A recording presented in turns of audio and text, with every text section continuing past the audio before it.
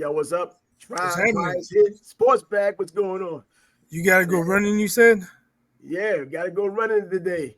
We man. gotta do the I half went for marathon, December. Gotta run. it's like 98 degrees up here.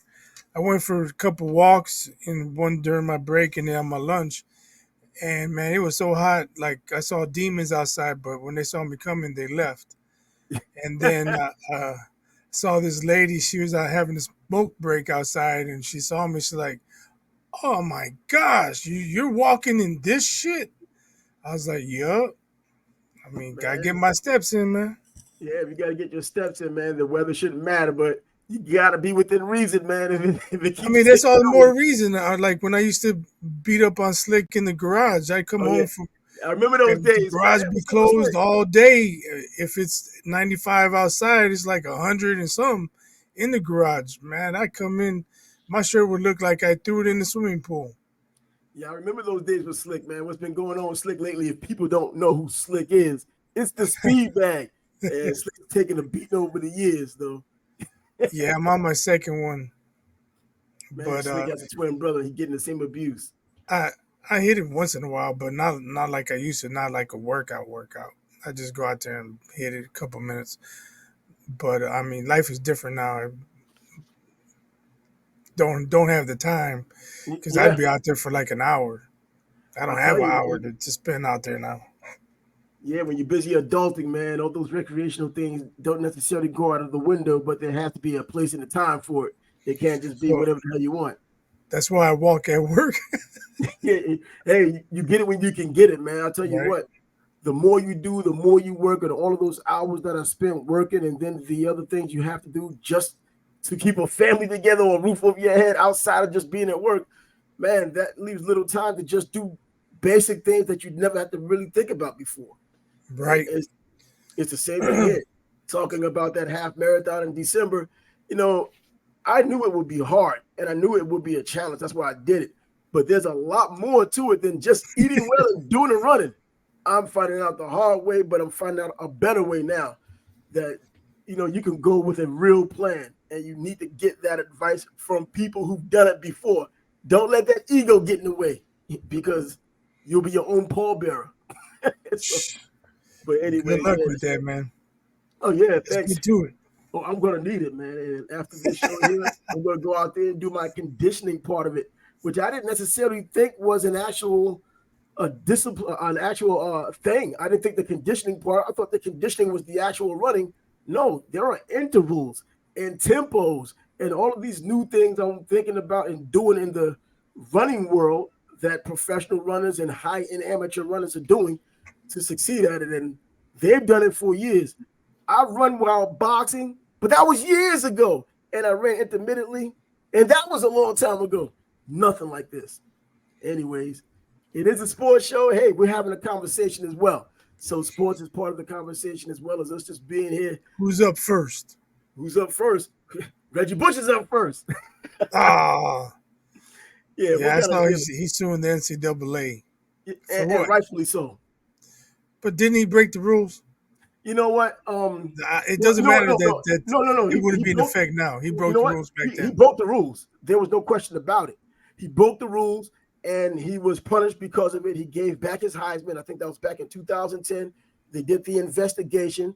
They found out some things, but didn't really come to a real conclusion. I guess he ultimately admitted it. What he's suing for is the defamation of them saying that he actually did pay for play when it wasn't exactly pay for play. And as you probably know, in a courthouse and in the court system, you have to go with the word, the actual what happened, not just something that might have sounded like it, but not necessarily. You have to really come with the facts. And if it wasn't just paid for play, then they're in the wrong. If he just got money for being Reggie Bush, that's not paying for play. That's just taking payments. Now they're saying specifically he paid I for thought he play. was trying to get his Heisman back. I was gonna say, man, let it go. You broke the rules, so and You know just what? accept the punishment. But if it's defamation, that's another thing entirely.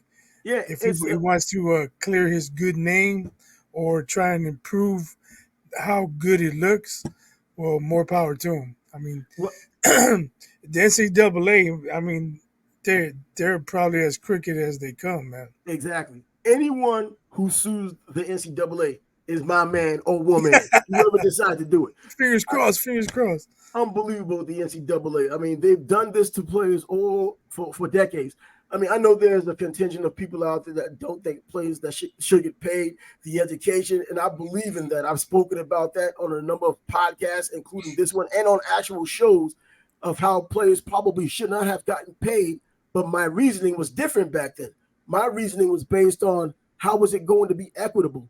How was the first string quarterback and the second string quarterback and the first string kicker and the first string quarterback, all of the different things that would have had to been thought of, that would have been an absolute mess. If the starting quarterback gets hurt, does the backup quarterback now gets the starting quarterback salary? And what happens if he beats out the starting quarterback because he's actually better, or he gets an opportunity and he just looks better for the meantime? Do you still continue to pay that starting quarterback while he's sitting down recovering, or does he not get paid at all? I mean, so many different things to it. And I believe now, name, image, and likeness lets the free market decide who's going to have success.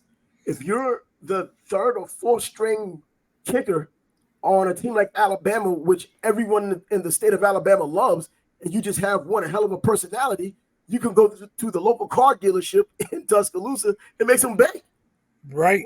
Just for being on the team, just for being a flamboyant guy. And we talked about it in past shows. Your name can get you an NIL deal. The coldest. He got still it, my man. Yeah, he got a deal with the air conditioning company. If you just have the right name, you can get hooked up. And that's pretty much what America is like, right? I mean, yeah, it's supposed to be anyway. Get what you can. Get what you can, and now it's within the rules. And I think that also gives them some weight now, because I guess whoever is on a jury, if it goes that far, is going to know the climate of what college football is today. Not even college football, but college sports today. They're not going to go back to 2010 knowing how it was then. There wasn't any NIL, and he was just wrong for being wrong. Now everybody's taking payments, and now everybody's leaving one school for another for even bigger payments. I mean, you look at Jaden Rashada, who's played now for Arizona State, true freshman, who's going to be their starting quarterback. He had a huge deal going with Florida first because he signed with them. They couldn't come up with the money, so he left. That's why he's at Arizona State, in addition to that being his father's alma mater. But the money is the reason why players are leaving. The money is the reason why players are signing. And it has a lot to do with practically having free agency in college football. So now Reggie Bush comes along, and they did say pay for play, which he didn't do, apparently, according to him. I don't think anyone ever came up with exactly what happened. I mean, what money was changed hands. I've heard money change hands. I don't know about a specific amount. You heard money given to his father, his mom, and then his stepfather, the family, and how they've gotten benefits they probably shouldn't have gotten. But if you think about it, why was he getting the money? It wasn't to go to class. No, he was getting the money because he's Reggie Bush. He was the top player in the country. He was a Heisman Trophy winner. He played on the best team in the country for all of those years, for the years he was there. I mean, he was getting it just for that. That's still separate from pay for play. Reggie Bush, I don't believe someone said, we'll give you $10,000 for the UCLA game. We'll give you $5,000 for the Stanford game. I don't believe it was something like that. It was just, you're Reggie Bush. I want to be, you might become a big name in the NFL one day. I want to be attached.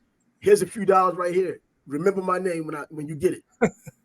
I think we're just getting into semantics, because if he didn't play football, would he get money? No, he wouldn't. And that's the bottom line. To play. But this is based on him playing for USC. And once again, the letter of the law and verbatim, I guess, when you're talking about pay for play or just receiving a payment. Yes, he got paid for being a football player, but not necessarily playing football and getting paid for that specific job from the money that he had gotten. I mean, yes, lawyers can obviously figure this thing out, and they ultimately will. But yes, my concern would be the NCAA just throwing so much money at it that, getting it postponed. How much is Bush backing this lawsuit with, Well, you know, initially they said they were going to let him back in, give him back his Heisman, and USC even said, you know what, as long as everything's clear, there, we'll welcome him back, to USC, and because he was supposed to stay away from the school for about 10 years, and he didn't. That ended in 2020. But now the NCAA is on something else that they're not giving him back the Heisman. So USC was like, well, it was all contingent on you getting back, getting the Heisman back. I'm reminded of Pete Rose.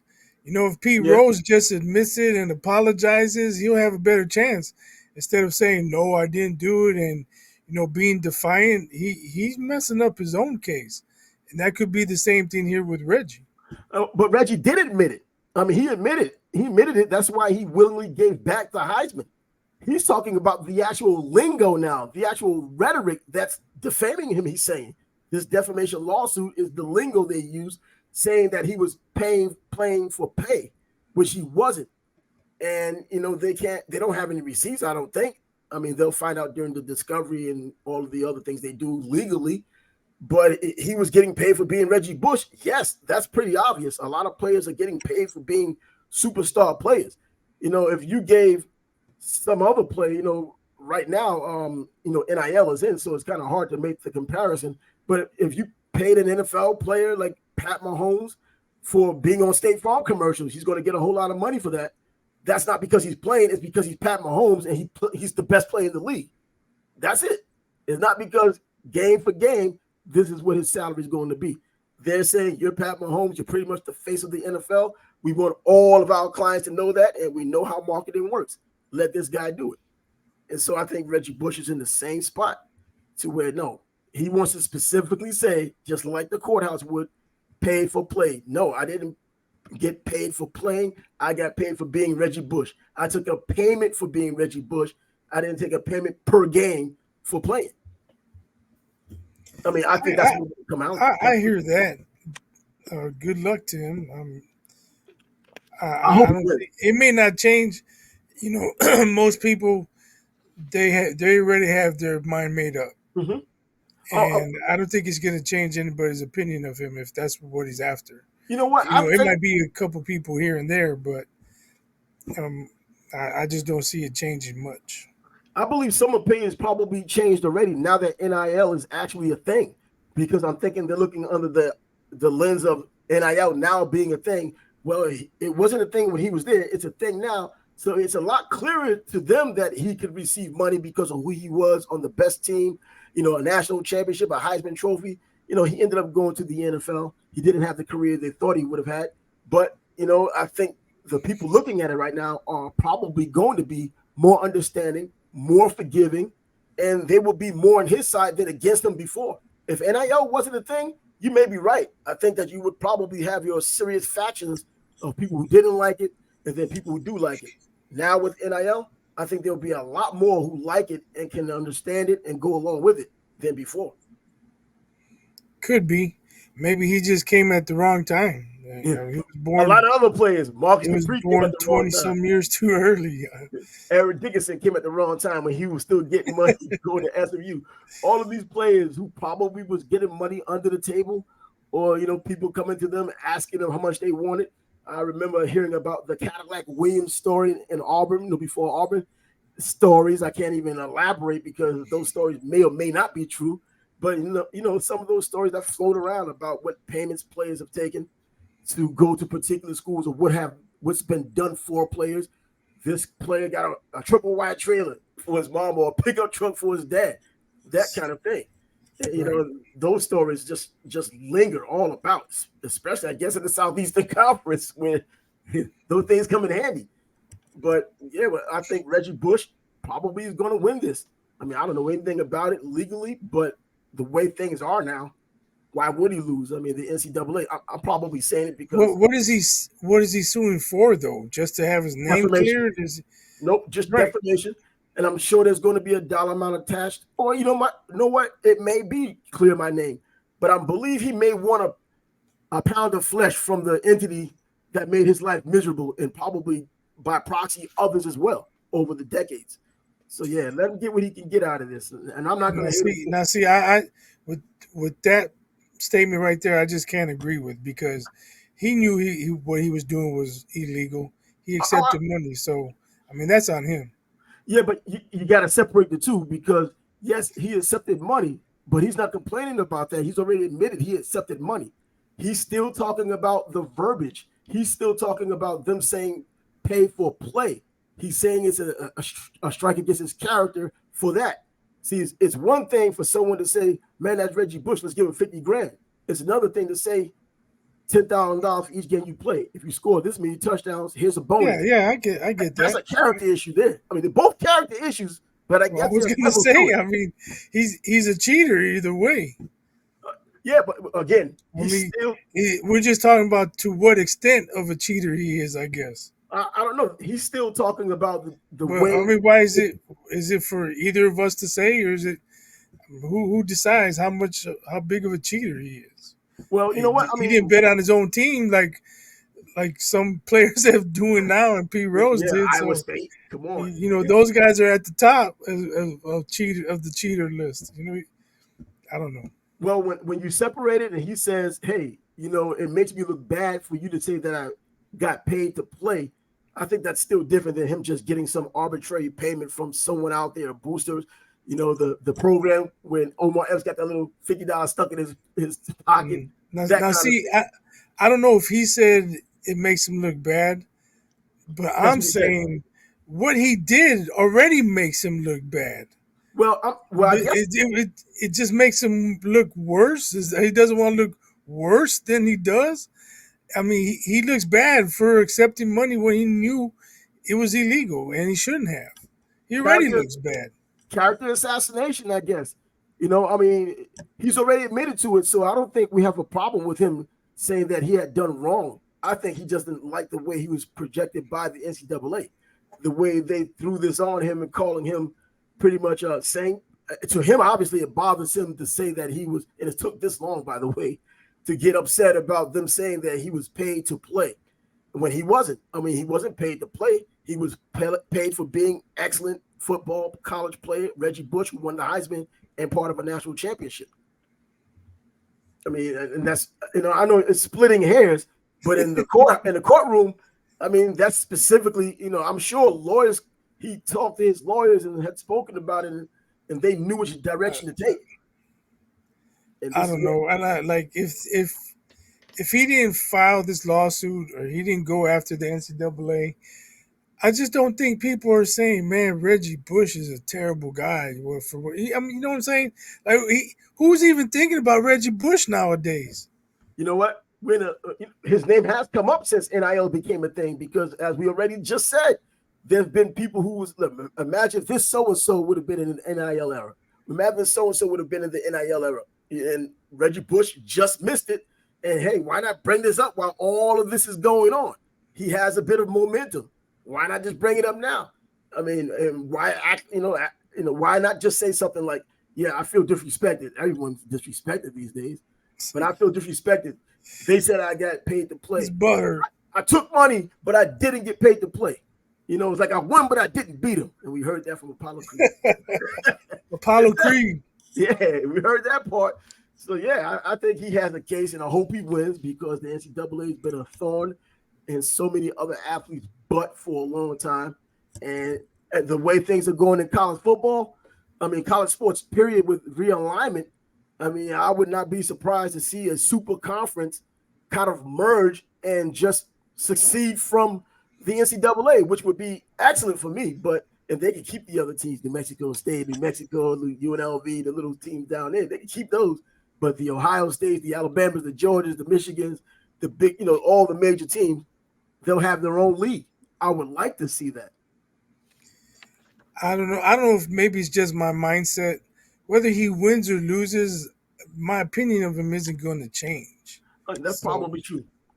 that But that's where I'm coming from. okay.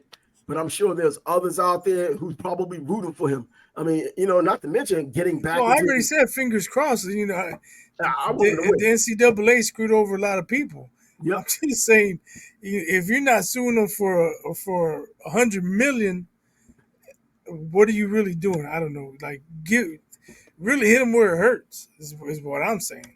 Yeah, exactly. But all the money the NCAA has been getting for decades off of the backs of these players, yeah, man, cough something up all of a sudden. I think that's why they didn't want something like NIL or players getting paid to I happen to mean, begin with, what because if the ultimately this type of thing would happen.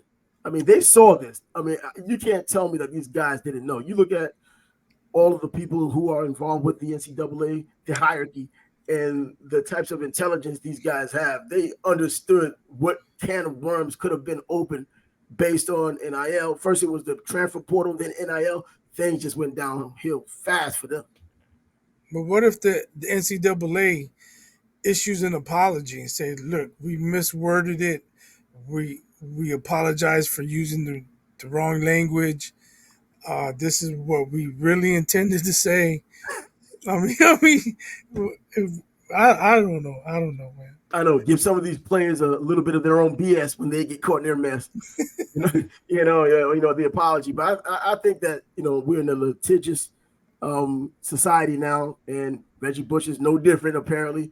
And I think he wants a monetary prize from this one, a monetary award, I guess, from this. I think a simple apology probably wouldn't be good enough. I don't think he would have been rehashing it at And this what moment, at he this should have time. done was gathered a whole bunch of guys that have been screwed and made it a big class action suit against them. But then he has to share if they win. He I'm wants all. saying if you really wanted to do something meaningful, Yeah, of course, man. Come on, meaningful. Yeah, that would be the noble thing to we do. spent 20 minutes on this already, man. Unbelievable. You're right. I think we need to move on, man. Yeah, we can At move least on. that's my opinion. Other running backs. I mean, Georgia's running back Branson Robinson out for the season. Ouch. Man, always ouch, man. I mean, football is a physical game. We know that, and we see now. There's just nowhere around it. You do walkthroughs, you do live action, you try to limit the scrimmages, and it still doesn't matter.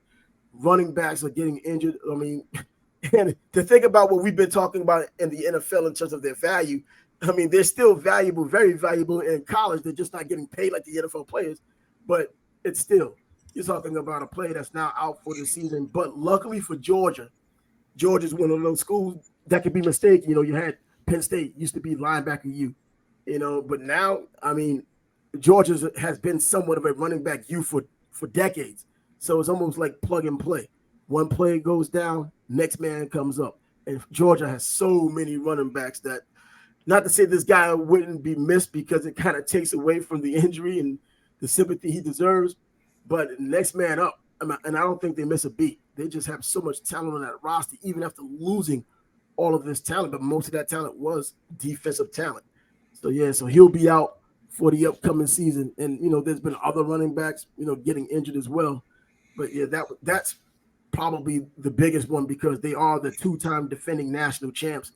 Going for a three-peat, they'll need all the depth they can get. And so, Yeah, it's unfortunate. Hopefully, it's not a serious injury and he's able to come back from it. But as you mentioned, Georgia is loaded. Somebody's going to step up and maybe not produce to the same level as he would, but they'll get the job done. the patella, I mean, it was a patella injury. So yeah, not as serious as an ACL, God, thank God, but obviously enough to keep him out for the season. So whether it's just a whole bunch of precautions they're taking because they have the depth or because it may be more serious than a normal patella injury, it's bad either way. It's your knee and you're a running back. It's never a good thing, to have any injuries on your legs, knees, anywhere if you're a running back trying to play college ball. So as you know, college football starting up this week. Notre Dame and Navy obviously going out in Dublin, Ireland, playing one another. A rivalry game. We mentioned that yesterday. Why would they play Navy? Well, that's a big rivalry, when you look at it in depth. Notre Dame is just absolutely dominating. I'm just saying that's like almost an exhibition game. If you're gonna go across the pond and play in Europe, give the fans a good game, man. That game's probably gonna end up 52-10. Well, the only reason why I think that might not be the case is not because of the rivalry, but yes, I think that still has something to do with it. It's still the first game. Both teams still trying to get out the kinks, trying to figure out what works. It's always like that. You're a little rusty from not playing other teams outside of having scrimmages within your own team. but also because these academies, as we know, Army, Navy, Air Force, they run the triple option or some variation of the option. Never easy to prepare for. Typically when you play them in that sixth, seventh game of the season, at least they can get an early jump on it and see how your offense is going, how to stop the option. It's a pain in the butt.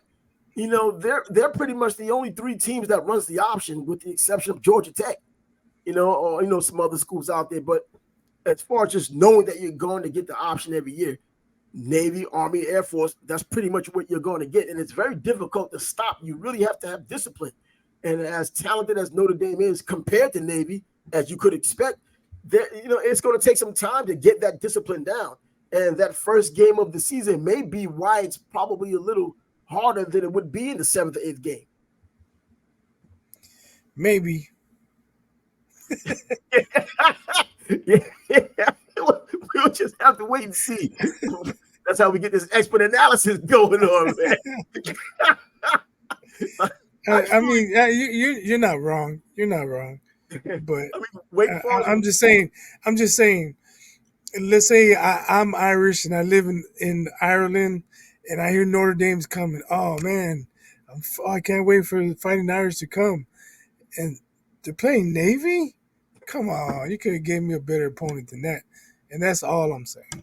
I don't know. For Irish fans who are actually Irish over there in Ireland, that may be the case. But we also know that Notre Dame travels, and a lot of Notre Dame fans, alumni, obviously have the money to travel. So it would not be a surprise to see thousands go over there just to watch this football game, because I do know people who aren't even Notre Dame fans in the past who have gone overseas to watch them play.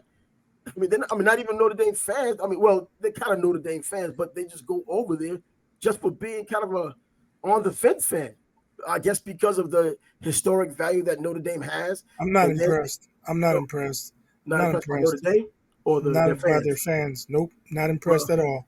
I was about when Nebraska went there, when Nebraska went to play in South Bend, that stadium was 50 to 60% red. Oh, really? So I don't want to hear people were selling tickets. I don't want to hear nothing about their fans. Their fans ain't shit.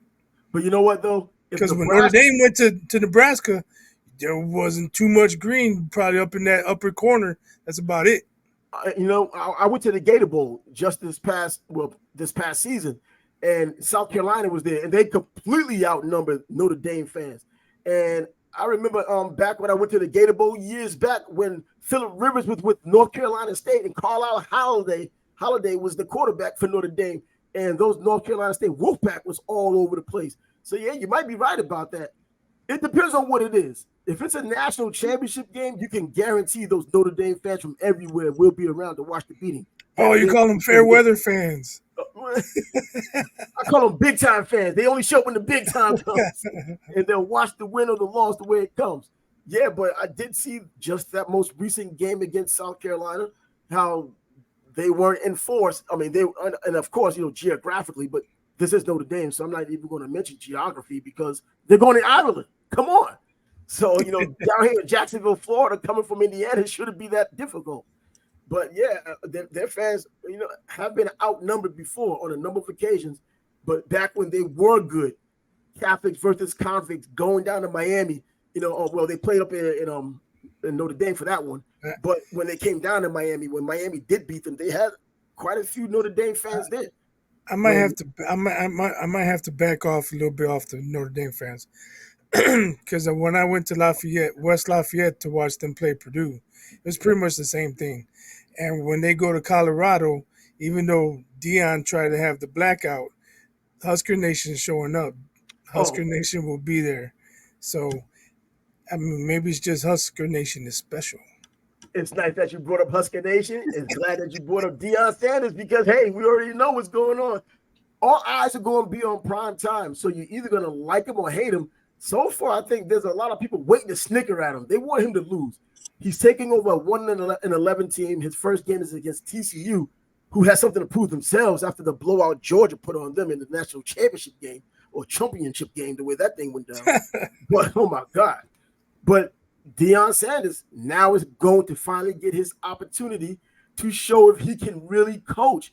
So many players, I believe over 50 players in the transfer portal new players that have to get that continuity together, that chemistry together to go out for a season. And they've only pretty much had a summer camp to do so. Not a lot of time to get that continuity you need, especially on the offensive line. Yeah, plus you think about his health issues, his feet. Mm-hmm. How much was he actually, or how much has he actually been able to be out there? Yeah.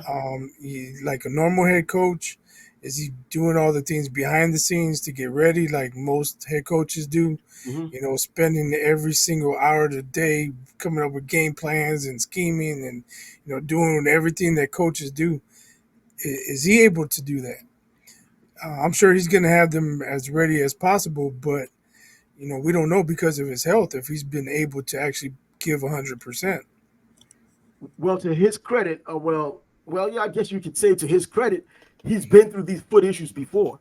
And I remember when he was at Jackson State, when he had his initial foot injury and problem, and ended up in the hospital and missed a couple of games and came back with the wheelchair or the buggy on the sideline. And there was news out there about Deion Sanders not necessarily making it in terms of living and dying. And he delegated then, and his staff did an excellent job. Now it's a different level of competition, but at least they've been in that scenario before, that if he's not there and if he delegates, they still know how to stay on task and do the things he wants done and execute the way they believe he wants to execute.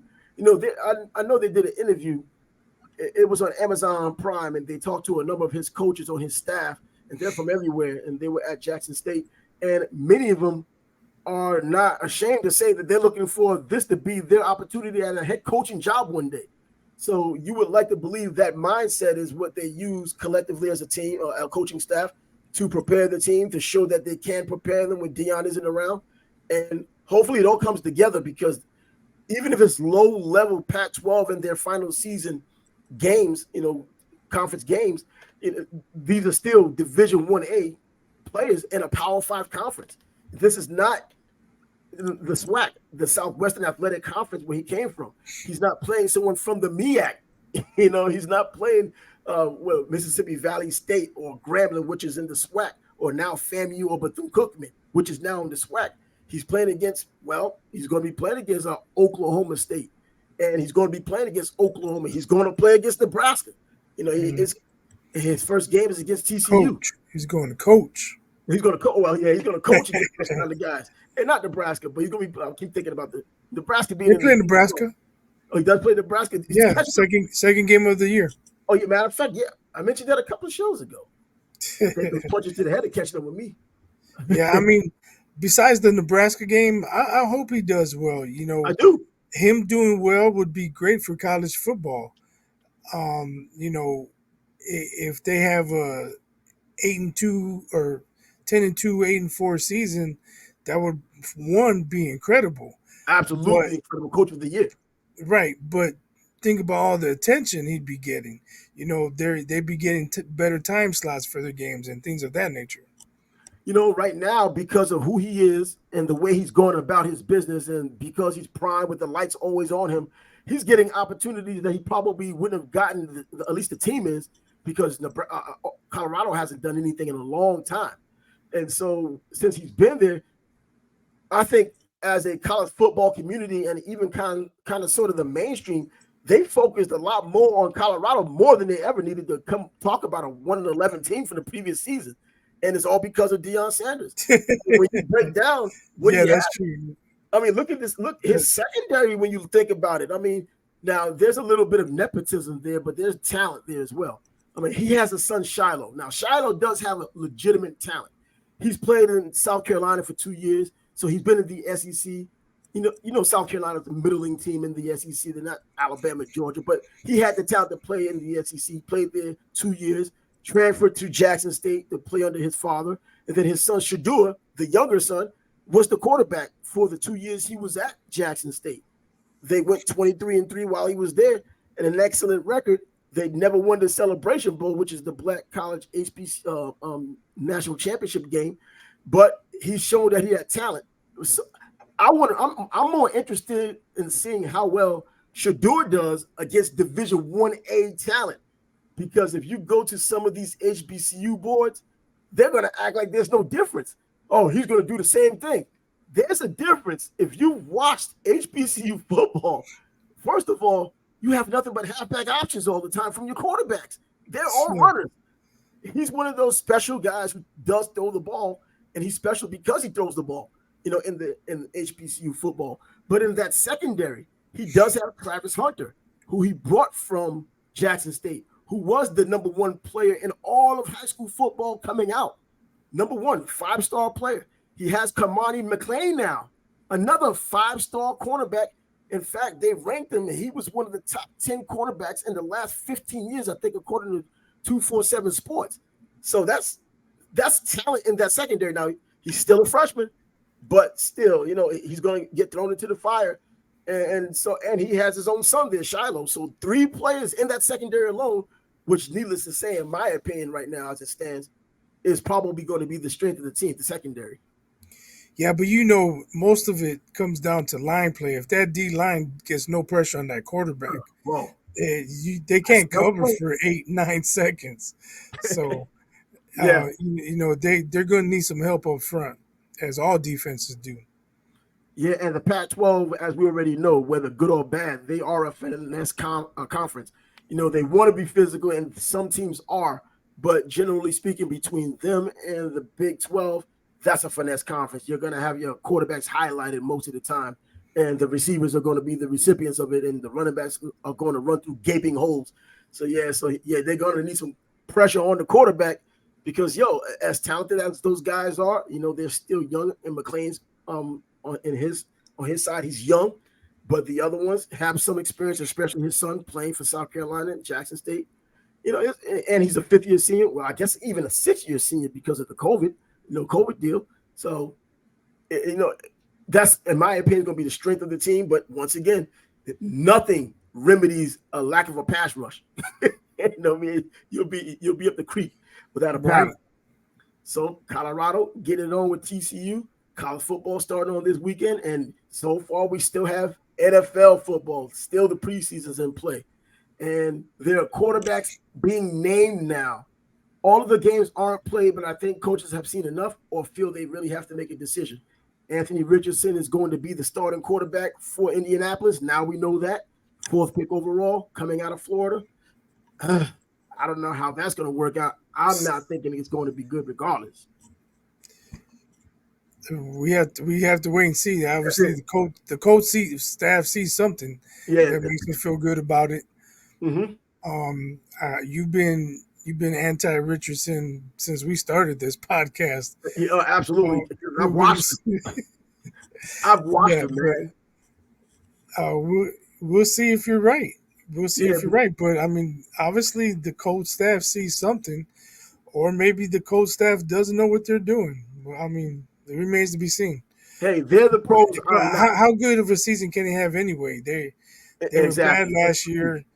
How much have they added to their team? How much protection will he get? Their running back is unhappy. He might get traded, so he may not have a lot of help. Yeah, they're giving him permission to find a trade, and that's Jonathan Taylor, who's been injured and been disgruntled and having his arguments and publicly with Jim Irsay, the owner. He wants a bag. He wants a bag, but running backs aren't getting bags. I'm sorry. I mean, the rookie running back, Bijan Robinson, coming out of Texas, is going to be the highest paid running back for this year going into this season, and he hasn't done anything. Even more than Christian McCaffrey, who deserves all the money he's getting and more. Doing so much and have been a proven player on a playoff team that has an opportunity of going to the Super Bowl. But yeah, Anthony Richardson is going to might not have his quarterback, running back, but I don't think Indianapolis had him anyway because he's been injured. And the team that looks like they want him, the Miami Dolphins, they said just a couple of days ago when they missed out on Dalvin Cook, hey, I love our running back room. We can live with this. I'm ready to go to war with him. Now that he becomes available or possibly available, hey, look at that cute girl over there. Get her number. And now they want him in the locker room too. So, yeah, that's just the NFL. Yeah, but can you blame them? I mean, you know how it goes. Oh, absolutely. But now he's been injured, and it's been a nagging injury. And is this the beginning of the end so early, or can he regain some type of form in a different running scheme? I think the Dolphins have a lot, especially with Tyreek Hill, catching balls to spread out the defense, and it may open opportunities for a quality running back because their current running backs aren't getting the yardage in order to make it happen. But going back a little bit to San Francisco and the 49ers, well, we already know who their starter is. It's going to be Purdy. I mean, Brock Purdy is going to be the starting quarterback, but I think the big news is Sam Darnold is going to be his backup, not Trey Lance, who's number 3. Yeah, and then he wasn't at practice. He's MIA now. Yeah, well, MIA for a reason now. He might be on a milk carton soon. I mean, they had so many. Look, when they do Mariota, he just went home. Mariota just went home. No, I'm like Mariota, like he went home on the show. So just go home because you see that it's 3's a crowd, and you want to make things better, and you just leave. But I mean, I saw reports saying 49ers are going to look into, where they can move him. Who's going to want him if he can't be QB2? Exactly. But I'm sure there's some teams out there be like, well, we could improve our backup situation, but what are they willing to give up? Oh, nothing. Exactly. Like, you might have to pay half his salary just to get him off your books. A number 3 quarterback off your roster. Yeah.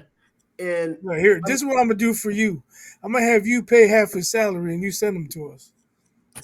I mean, it happens a lot in baseball, so they might as well do it here too. I mean, they have the money to do it and try to be flexible with that salary cap. But it goes back to me, for him playing at North Dakota State, the same school as Carson Wentz, and I guess they thought they could strike lightning twice because for a little while Carson Wentz looked like he was the real deal until the injury happened. And Trey Lance comes in, he has his strong arm. He also misses a year of football, and then he gets drafted so early, and then they're surprised, or I believe they should be surprised because your first rounder didn't work out.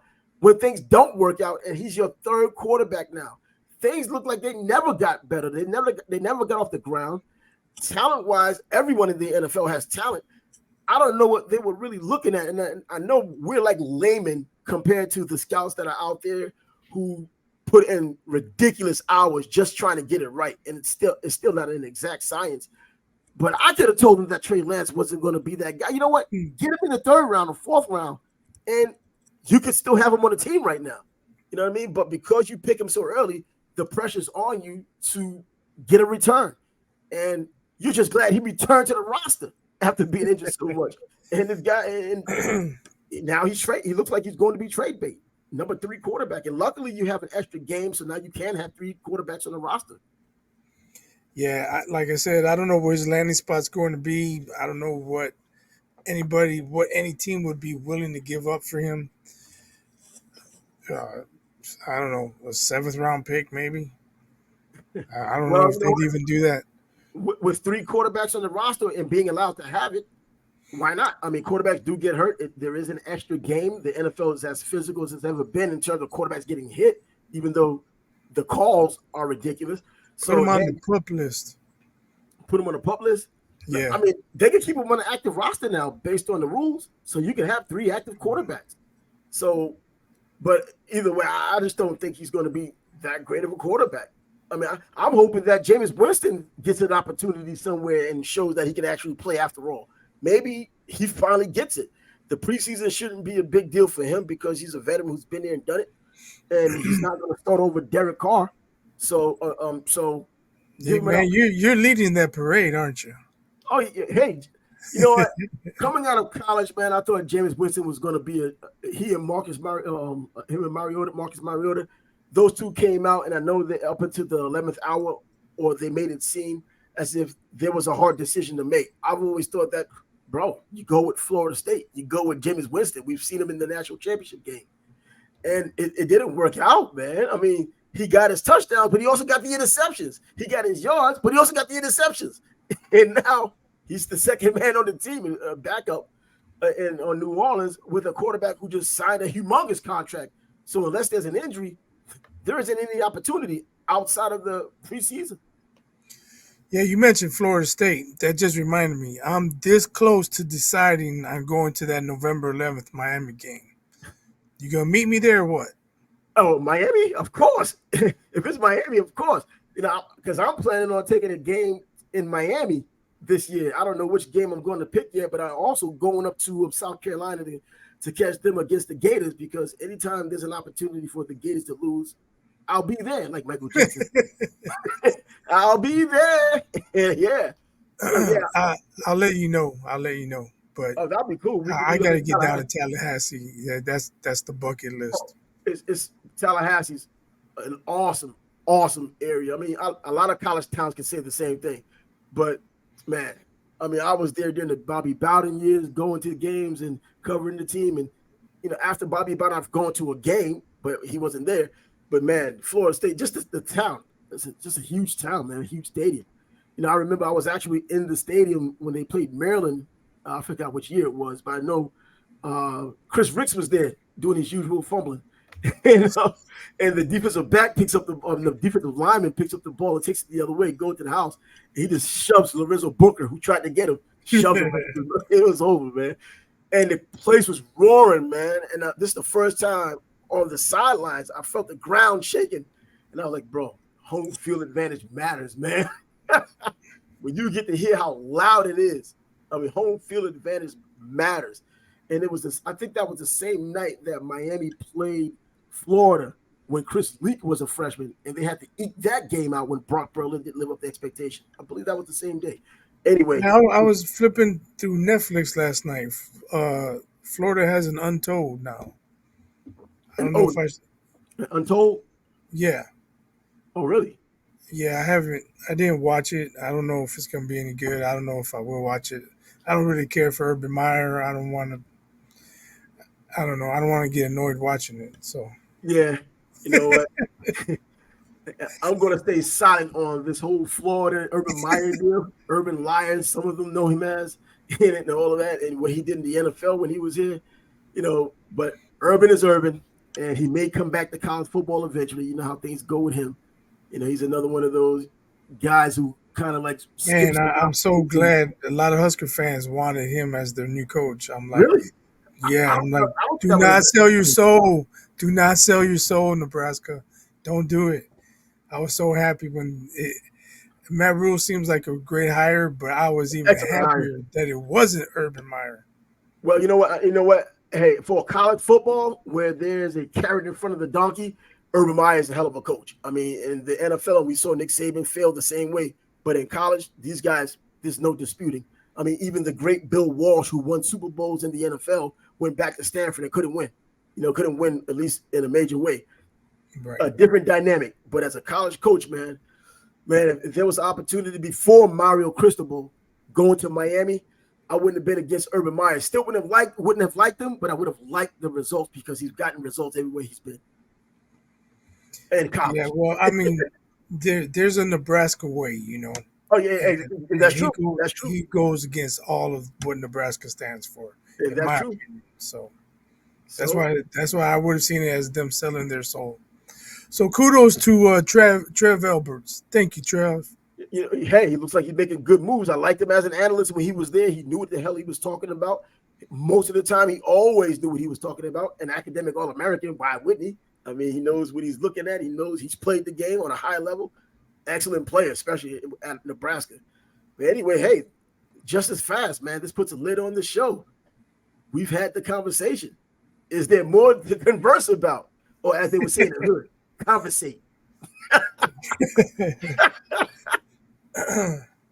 What was on the list? What we miss? Well, I mean, we were going to talk We got about a couple minutes. the Blind Side saga. The Blind Side saga just doesn't go away. After everybody, so if the Tuies only got 2.5%, who got the other 97.5?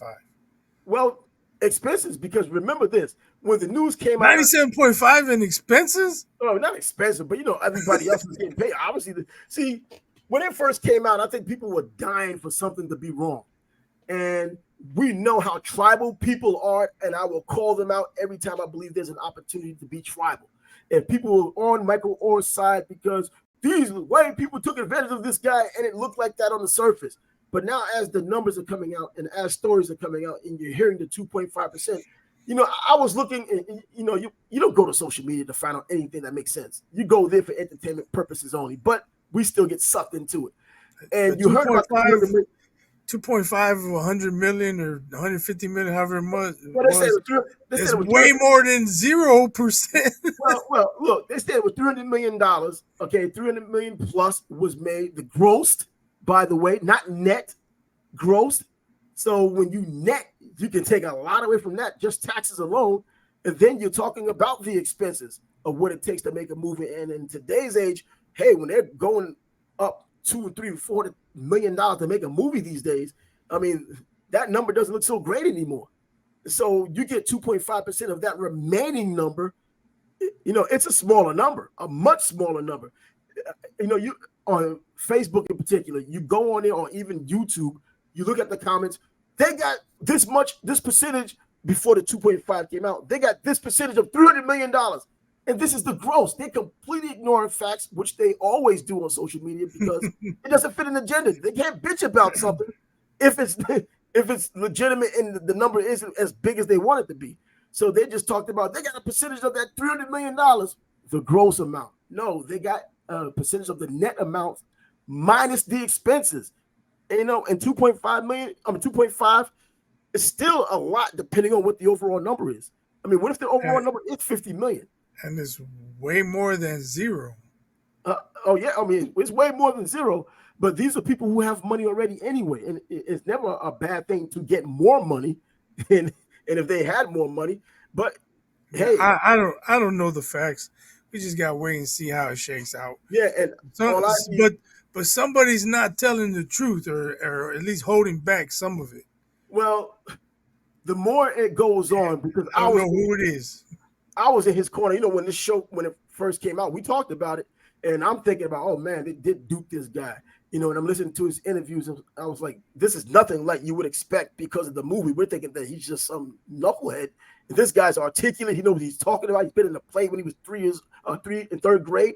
He knows what he's, he has a head on his shoulders. He's not just an invalid. This guy knows something. And then as the news comes up, and then you hear these stories about him making these threats and them making it known that he made threats about this, how he was going to come public. Man, it started making him look bad. But the tribals don't give a damn about that. They still look at the original story because the new story kind of shoots their narrative. So they stick with the negative story because it makes them feel better and they want to stay angry. And then as more news is coming out, it's making the Tuohys look better and no one wants to hear it. So, yeah, right now, 2.5% of the net amount is what they had gotten. Now what? I guess we ultimately have to wonder, because that's all we can do, is what was that 2.5% of? What was the net for them to get to 2.5? And then as far as he goes, what did he get? He says nothing. Is there going to be a story that says something? Well, I stand by what I said earlier or in past shows. I don't see how it got to this point. If he reached out to them and he stated what his issue was, why didn't they work it out? Why didn't they say, hey, let's meet and let's talk about it? I don't get it. So obviously the movie was bullshit. Yeah. Because if it was actually that type of relationship, it would not have come to this. Yeah, they're supposed to have been that close. But now as more stories are coming out, they were close, but not that close like the movie made it seem. He already had this before they came along. He was already doing that before it came along. The movie's the movie, and you're going to have creative license, and you can kind of do what you want with that and try to still keep the integrity of the story you're trying to tell. But here we are now, and I don't think this is something that can be put back together. Yeah, you can smile in front of a camera and say that everything is gone. Bygones could be got bygones, but you don't come back from this. I mean, especially if any of it is true of how they did pretty much without them, he would have been, he wouldn't have gone as fast the way he had gone, but based on his talent, he would have been found anyway. He would have been going somewhere. He was already an All-American. That's true. I don't know. We just got to wait and see what happens. The truth is going to come out eventually. Yeah, everything else is coming out. Story after story. We're getting closer to something, either more entertainment or somewhere near the truth. So with that being said, now we can finally put a lid on it because tomorrow, hey, we got another show coming up. This was episode number 47 today because we didn't say it in the beginning. So tomorrow has to be 48 if you're in math class. 48 comes after 47. So tomorrow, college Anybody football. care? Do people Does care anybody about care? does anyone care about which episode it is? Because all you're gonna say is, okay, this was 47. That means I missed 46. And then I'm gonna say, you're right. And then I'll be that. But tomorrow we get a chance to talk some college ball and whatever else. I have a guest. Oh yeah, we'll have a guest to be able to talk some college football with. So that's also cool. And it's not only going to be college football, man. We're going to have the conversation just as well as we had the conversation today. It's week 0, so we got to talk about it. Yeah, exactly. I mean, yeah, there's definitely. I wanted to talk a little baseball, but there really isn't anything going on with the exception of Ohtani. Yes, there is. Yes, there is. Before we came on, for the White Sox. I saw a report that punk ass, dumb ass Jerry Reinsdorf is bringing Tony La Russa back as a consultant. As a consultant, are you serious? Oh my gosh, the dude falling asleep in the dugout, didn't know the rules. That's who you're gonna consult with? He's a legend. Sell the team, please. Mark Cuban, please swoop in and buy the White Sox. Please. Was Mark Cuban ever one of those guys who wanted to buy the team? I don't know, but he's got the money, so yeah, he does. Go ahead. I mean, I know he'll try to win a World Series. He would. And and these old guys aren't trying to give up a franchise like that. They're just trying to keep this until they're dead, and then their descendants are dead. That's what they do. They keep it in the family. Unless someone changes their mind of how they want to run the organization, this is probably what's going to happen for the foreseeable future. Yep, unfortunately. But didn't the White Sox win though? Didn't they beat the Mariners? When? I thought the White Sox beat the Mariners. What? Recently? Yesterday? They didn't beat them yesterday. They played a day game today, but I didn't see the score. Oh, it must have been today then. I know I saw something. Oh, they won 1 out of 3. Good for them. Hey, you know what? Maybe it's a celebratory thing, knowing that. No, I mean, yeah, it's good. My team won. Yay. But that's how I feel now. I have bigger issues to think about right now, man. Man, the Yankees can have a 10-game winning streak right now, and I'm still like, yeah, whatever, man. It's over. Forget about it, man. Things are gone. Did they lose 10 in a row? No, you know what? I saw they lost 9 in a row. I don't know if they lost 10. Hey, speaking of 9, did you see Ellie De La Cruz scored from first in 9 seconds? Man, well, we already know his act, man. Yeah, I know, but I'm just saying they put the clock on the video. You see it count. He went from first to home in 9 seconds. Man, seriously, bro, you talking about inside the park home run territory? Yeah, well, we already know. I mean, we kept an eye on a lot of the younger players this past season, so it was nice to see this one. I mean, I think he couldn't hide if he wanted to. So now he'll get that all-star vote next year. And he's the fastest ever to 20 steals and 10 home runs. Nobody's done it in as many or as few games as he's done it. And I'm glad stealing bases is now back in vogue, man. I mean, guys just stop stealing bases. I mean, I don't think anyone's going to even approach Ricky Henderson in any capacity, especially even in the single season. But at least there's some more fun in baseball to where stolen bases is not just swing, miss, home run, and the inning's over. You know what I mean? Right. Run a little bit, a few suicide sweeps, take advantage of that speed, man. Add some more nuance to baseball like it used to be. Right. Anyway, we'll see you tomorrow. I think episode 48, but does it matter? Nah, but we'll see you anyway. Deuces.